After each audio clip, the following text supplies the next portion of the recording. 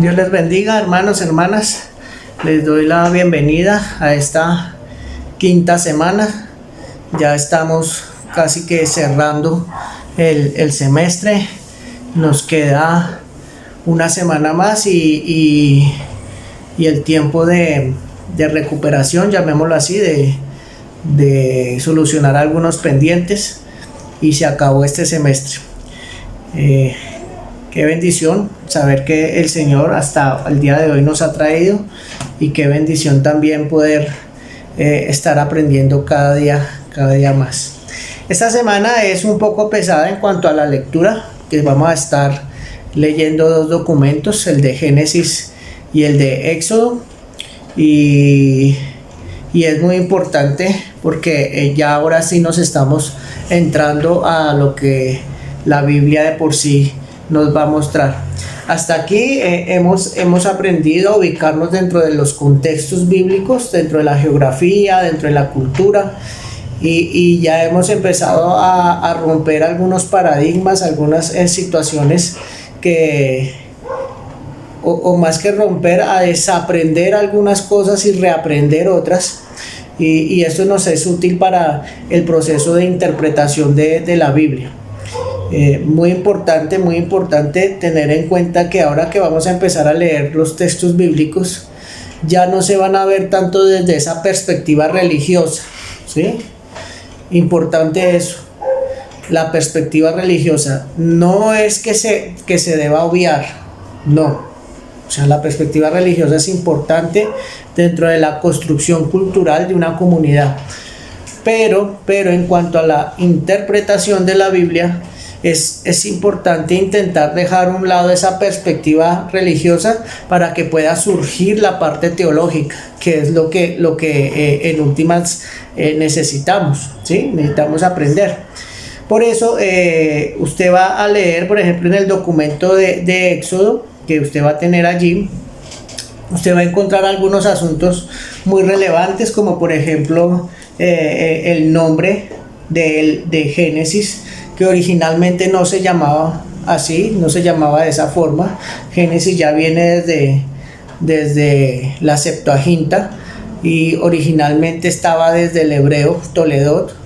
Muy importante esa palabra, porque la palabra Toledot se aparece en varios puntos estratégicos, y pareciera que esa palabra Toledot hiciera un bosquejo del mismo Génesis. Entonces es muy importante que usted preste atención a ese término, a la estructura de Génesis también, va a encontrarlo allí dentro del documento. Y también es muy importante que usted tenga en cuenta lo que usted va a leer en las diapositivas acerca de algunos asuntos puntuales que presenta el Génesis, como el tema de la creación, ¿sí? Importante allí ver las teorías que se presentan en ciertas palabras puntuales que aparecen allí en la creación, ¿sí? Hay una tradición muy marcada acerca de lo que pensamos los evangélicos protestantes acerca de la creación. Esa tradición ha sido muy importante y hace parte de esa revelación progresiva de Dios para con los seres humanos. Pero ahora, como vuelvo y repito, ahora hay que empezar a verlo desde una perspectiva teológica. ¿Qué es lo pertinente, o qué es lo que me aportan los relatos de la creación para hoy en día, ¿sí? Para mi vida, para la vida de la comunidad, para la sociedad. ¿Qué es lo que nos puede aportar hoy en día? Entonces, el ver la creación de forma literal nos lleva a ese asunto religioso, ¿sí? Y si lo vemos de la forma científica, nos permite verlo desde el asunto teológico, ¿sí? Que es importante. No vamos, vuelvo y repito, no vamos a dejar el asunto religioso de un lado, pero vamos a intentar hacer reflexiones frente a algunos asuntos. Por eso es tan importante, mis hermanos y mis hermanas, cuando encontramos en las lecturas asuntos que se llaman teorías, porque esas teorías son reflexiones que se han hecho a través de la historia, que nos ayudan a comprender un poco más y a a profundizar más en esas reflexiones, ¿sí? Entonces es muy interesante. Déjeme dar un ejemplo que se me viene ahorita en este momento a la cabeza. Por ejemplo, existe una línea teológica que está surgiendo, lleva más o menos, vamos a ponerle como década y media, 15 años aproximadamente, y uno de sus principales exponentes es un brasilero, de Leonardo Boff, se llama él. Él es una persona que habla de la ecoteología, y tiene un libro muy bonito que se llama El cuidado esencial, que surge desde las reflexiones que este teólogo brasilero hace de la creación, ¿sí? Y él habla sobre cómo a través de la creación hoy en día nosotros debemos cuidar todavía esa creación, ¿sí? Eso es desde la parte teológica, ¿sí? Desde la parte religiosa, ¿cómo sería la situación? Simplemente el ver que Dios creó lo que vemos y lo que no vemos en 6 días, el séptimo día descansó, siempre se mete ahí el tema de la figura de que el hombre fue creado del polvo, de que la mujer fue creada de una costilla, y hasta ahí queda. El teólogo lo que hace es algo parecido a lo que Leonardo Boff nos presenta en este libro Cuidado Esencial. Mirar cómo esos atributos de Dios se ven manifiestos en el relato 1 y en el relato 2 de la creación, y cómo no son pertinentes hoy en día, ¿sí? Cualquiera podría decir, pero ¿qué necesidad tenemos de cuidar si al final de todo se va a acabar? O sea, la misma Biblia está diciéndonos que todo se va a ser destruido, que todo se va a acabar, que va a llegar un fin. Entonces, ¿qué necesidad hay de cuidar? Leonardo Boff va a decir, no nos vayamos a ese extremo, vea, hay que cuidar porque esta fue la casa, porque así lo llama él, la casa que Dios hizo para nosotros. Y bueno, es un libro muy espectacular que les recomiendo algún día. De hecho, estoy convencido que si si desean continuar la carrera de teología en la universidad, es un libro requisito para leer en la materia de ecoteología, porque es muy hermoso ese libro de Leonardo Boff. Entonces fíjate esas diferencias que hay que marcar desde la lectura científica de la Biblia. Como vuelvo y repito, y no me voy a cansar nunca de decirlo en mis discursos, nosotros podemos cuestionar el relato bíblico, pero lo que no podemos cuestionar nunca es la voluntad de Dios. Entonces eso es muy importante que lo tengamos allí en cuenta. Obviamente allí van a encontrar también algunos relatos extrabíblicos, por ejemplo, los poemas de la creación extrabíblicos, ¿sí? Otras culturas como hablan de la creación, el poema del diluvio también, muy interesante esa perspectiva, en el sentido de que la Biblia narra el diluvio, y otras culturas diferentes también narran una inundación, ¿no? Incluso los mayas, en esta parte del planeta Tierra, dentro de sus escritos, dentro de sus jeroglíficos, narran también una inundación. Entonces es muy interesante allí ese asunto.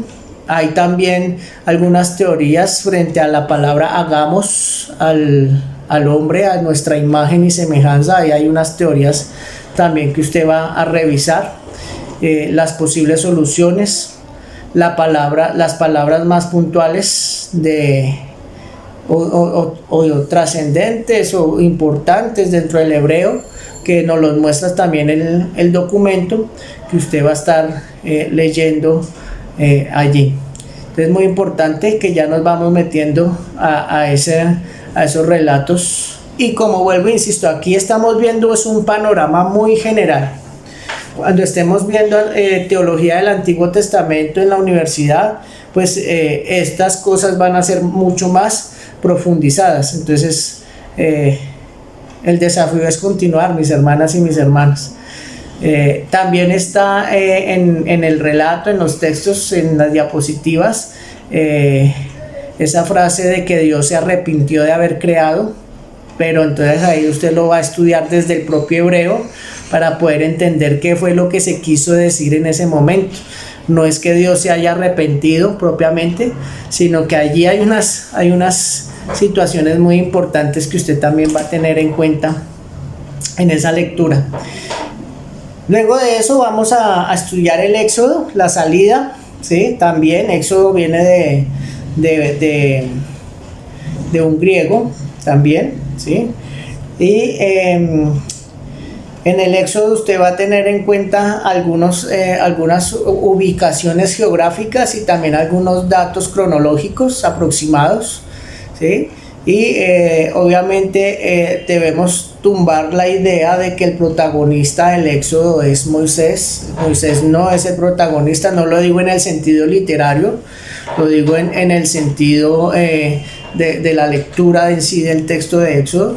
No es que él haya sido el protagonista siempre en toda la Biblia siempre va a ser Dios, Jesucristo, ¿sí?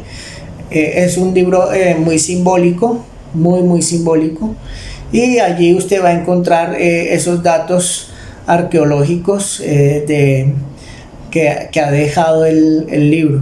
Importante allí el tema de la Pascua. Usted allí va a encontrar algunas situaciones, y sería muy interesante que en lo que esté en las posibilidades de ustedes como estudiantes, su disponibilidad de tiempo, ustedes puedan comparar esa Pascua judía del Antiguo Testamento con la Pascua judía actual, ¿no?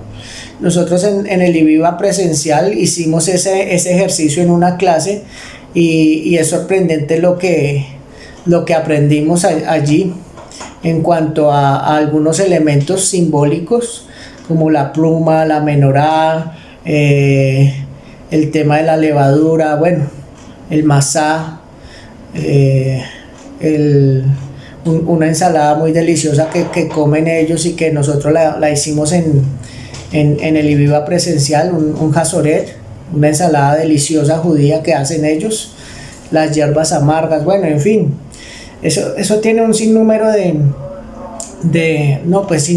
perdónenme la exageración, tiene una cantidad muy importante de simbolismo y de elementos que nos ayudan a cobrar más significado, especialmente el sacrificio de Jesús por nosotros. Sin duda alguna, allí usted va a encontrar la lectura del tetragrama divino, la palabra Yahvé o Yehvá o Jehová, como usted bien parece tenerlo. Va a entender un poco más el por qué ese nombre es impronunciable, ese nombre no se podía decir, es más, ese nombre está perdido en la actualidad. Nosotros simplemente le decimos Yahvé o Jehová porque para poderlo pronunciar, pero en el hebreo no tiene vocales, entonces no se puede pronunciar de por sí ese nombre. Entonces ya hay ahí como una evolución lingüística, porque al ver que no se puede pronunciar, ya aparecen palabras más arameas como Elohim, como Adonai, ¿sí? Entonces importante esa parte también de la lectura. Bien, mis hermanos, mis hermanas, sí, definitivamente esperamos que estas lecturas les ayude en el crecimiento intelectual, pero también en el crecimiento espiritual. Al finalizar de la lectura, usted va a tener una prueba corta de comprobación de lectura, y les pido que tomen muchos apuntes. Les pido también que se concentren muy bien, ¿sí? Lean al mismo tiempo las diapositivas. Como siempre, la prueba corta se habilitará el próximo 25 de febrero, ya está ahí en la plataforma, y se cerrará el domingo, si no estoy mal, domingo 28 de febrero. Y ya iniciará la sexta y última semana de estudio, y déjeme decirle que ha sido de gran bendición este tiempo de estudio. Bien, mis hermanos, mis hermanas, les deseo en el nombre del Señor Jesucristo un buen tiempo de semana, que Dios les bendiga y que este tiempo de lectura también sea de gran edificación para sus vidas. Quedamos atentos al próximo encuentro sincrónico que tengamos, Y cualquier duda, pregunta o algo que tengan así en particular, no duden en escribir al WhatsApp y allí entre todos estaremos intentando solucionar las dudas. Bendiciones y que tengan una buena semana de estudio.